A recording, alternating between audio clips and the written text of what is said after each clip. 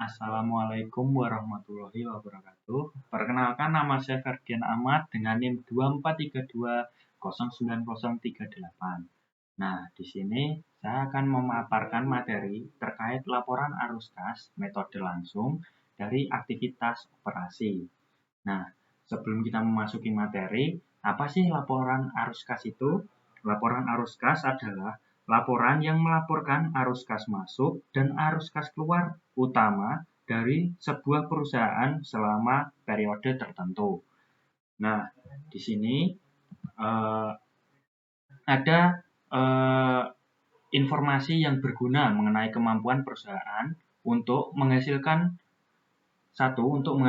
kas dari aktivitas operasi. Yang kedua, ada mempertahankan dan meningkatkan kapasitas operasi. Yang ketiga, ada memenuhi kewajiban keuangan. Dan yang terakhir atau yang keempat, ada membayar dividen. Nah, untuk selanjutnya, laporan arus kas ini mempunyai 3 jenis untuk kita pahami ya teman-teman. Nah, yang pertama itu ada arus kas dari aktivitas operasi. Nah, apa sih arus kas dari aktivitas operasi itu?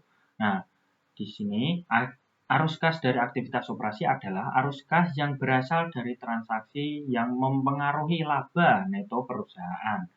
Yang kedua, ada arus kas dari aktivitas investasi, yaitu arus kas yang berasal dari transaksi yang mempengaruhi investasi dalam aset tidak lancar.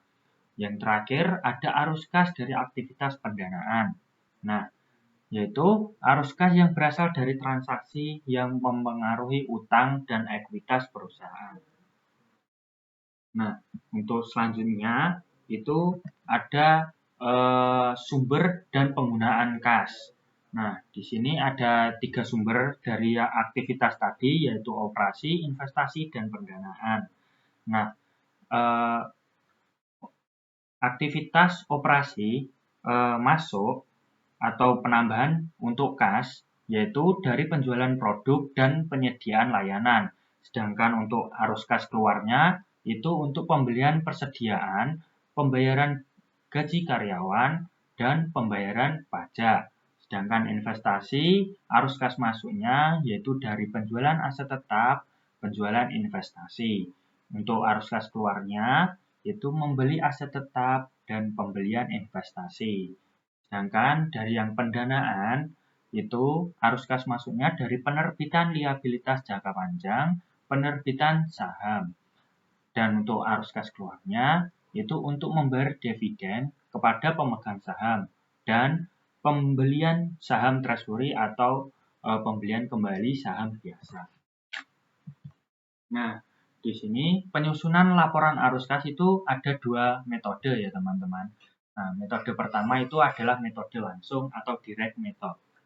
Nah, melaporkan penerimaan kas dan pengeluaran dari aktivitas operasi berupa arus kas neto dari aktivitas operasi. Dengan kata lain, metode langsung mengurangkan pengeluaran kas operasi dan penerimaan kas operasi. Metode langsung menghasilkan penyajian laporan, penerimaan kas, dan pengeluaran kas yang ringkas. Sedangkan metode tidak langsung atau indirect method dimulai dengan laba neto dan mengkonversi laba neto tersebut ke arus kas neto dari aktivitas operasi. Dengan kata lain, metode langsung menyesuaikan laba neto untuk item yang mempengaruhi laba neto yang dilaporkan, tetapi tidak mempengaruhi kas. Untuk menghitung arus kas neto dari aktivitas operasi, perusahaan menambahkan kembali biaya non-tunai dalam laporan laba rugi menjadi laba neto dan mengurangi pendapatan non-tunai. Nah, di sini ada contoh dari penyusunan laporan arus kas, yaitu arus kas dari aktivitas operasi, yaitu ada kas yang diterima dari pelanggan, dikurangi pembayaran kas untuk persediaan, pembayaran kas untuk beban operasional, pembayaran kas untuk beban bunga, pembayaran kas untuk pajak, penghasilan, dan hasilnya adalah arus kas neto dari aktivitas operasi. Nah, itu untuk metode langsung ya teman-teman. Nah, yang kedua itu ada dari metode tidak langsung, arus kas dari aktivitas operasi sama dengan laba neto dikurangi penyesuaian untuk menyesuaikan laba neto ke arus kas neto dari aktivitas operasi. Nah, ini untuk penyesuaian tadi, maaf jika salah, itu ada penambahan atau pengurangan ya teman-teman. Nah, itu untuk hasilnya adalah arus kas neto dari aktivitas operasi. Nah, di sini karena kita akan membahas tentang aktivitas operasi dari metode langsung. Nah, dari yang sebelumnya ini kan ada kas yang diterima dari pelanggan dikurangi pembayaran kas untuk beban persediaan, pembayaran kas untuk beban operasional, pembayaran kas untuk bunga, pembayaran kas untuk pajak, maka kita akan membahas seputar itu ya teman-teman. Nah, di sini kas yang diterima dari pelanggan itu dari penjualan dikurangi kenaikan pada piutang atau ditambah penurunan pada piutang. Nah, kenapa kok piutang turun malah menambah? Nah, piutang turun berarti pelanggan banyak membayar, kas masuk bertambah. Laporan arus kas metode langsung menunjukkan kenaikan penerimaan kas dari penjualan. Nah, sedangkan piutang usaha naik, kenapa kok turun atau dikurangi? Berarti banyak pelanggan belum membayar, kas masuk lebih sedikit. Penerimaan kas dari penjualan berkurang di laporan arus kas metode langsung. Jadi untuk kas yang diterima dari pelanggan ini rumusnya hanya penjualan dikurangi atau ditambah dari piutang usaha. Itu tergantung kenaikan atau penurunannya ya teman-teman. Nah, hasilnya nanti ada kas yang diterima dari pelanggan. Nah, untuk selanjutnya itu ada pembayaran kas untuk persediaan. Nah, ini lumayan agak panjang di pembayaran kas untuk persediaan. Nah, di sini yaitu beban pokok penjualan ditambah atau dikurangi dari persediaan dan ditambah atau dikurangi pada utang usaha. Nah, ini kenaikan dalam persediaan atau penurunan dalam persediaan itu diketahui di sini teman-teman. Nah, kenapa perusahaan kenapa persediaan naik dan ditambah dan sedangkan penurunan persediaan berarti menurun. Nah, nggak sama kayak yang tadi, yaitu piutang usaha, kok piutang usahanya naik tapi kok minus. Nah, piutang usahanya turun kok plus. Nah, gitu ya teman-teman. Nah, itu penjelasannya ada di sini. Karena persediaan naik, perusahaan mengeluarkan lebih banyak uang untuk membeli stok.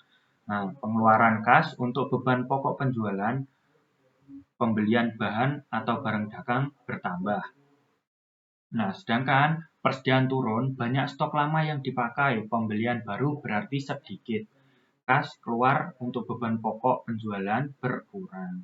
Nah, jadi seperti itu ya teman-teman. Nah, sedangkan untuk utang usaha ini malah keterbalikan. Nah, utang usaha naik itu berarti dikurang, sedangkan utang usaha turun berarti ditambah. Nah, ini utang usaha turun, kita lebih banyak membayar pemasok. Jadi kita itu tidak ada utang terlilit utang ya teman-teman. Kas keluarnya meningkat. Nah, pengeluaran kas untuk beban pokok penjualannya bertambah.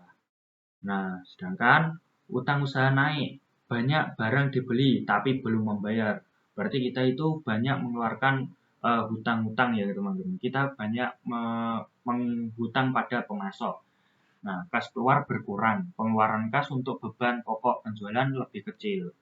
Jadi itu untuk penjelasannya, kenapa kok bisa naik, kok bisa turun, itu ya teman-teman. Nah, itu ya teman-teman. Untuk selanjutnya ada pembayaran kas untuk beban operasi. Maaf ya teman-teman, tadi itu durasinya itu recordnya hanya 10 menit ya teman-teman. Jadi ini kepotong. Nah, untuk selanjutnya ada beban operasi selain penyusutan itu dikurangi dengan kenaikan pada beban yang masih harus dibayar atau ditambah dari penurunan beban yang masih harus dibayar dan hasilnya nanti ada pembayaran kas untuk beban operasi. Nah, Kenapa beban yang masih harus dibayar turun, itu malah ditambah, itu beban yang masih harus dibayar turun, berarti banyak beban lama yang dibayar. Kas keluar bertambah, berarti ada pengeluaran kas ya teman. Dalam laporan arus kas metode langsung, beban operasional selain penyusutan bertambah. Nah, sedangkan beban yang masih harus dibayar naik, banyak beban yang belum dibayar, kas keluar lebih kecil. Dalam laporan arus kas metode langsung, beban operasional selain penyusutan berkurang. Untuk selanjutnya, itu ada beban bunga. Beban bunga ini ada ditambah penurunan dalam utang bunga atau dikurangi kenaikan dalam utang bunga. Dan hasilnya itu adalah pembayaran kas untuk bunga. Nah, utang bunga turun berarti bunga yang tertunda sudah dibayar. Kas keluar untuk bunga bertambah. Dalam laporan arus kas metode langsung, beban bunga yang dibayar naik. Nah, utang bunga naik, yaitu sebagian bunga belum dibayar, yang berarti kas keluar untuk bunga lebih kecil. Dalam laporan arus kas metode langsung, pengeluaran kas untuk bunga berkurang. Nah, untuk yang selanjutnya atau yang terakhir itu ada pembayaran kas untuk pajak penghasilan. Beban pajak penghasilan ini dikurangi kenaikan pada utang pajak penghasilan atau ditambah penurunan pada utang pajak penghasilan.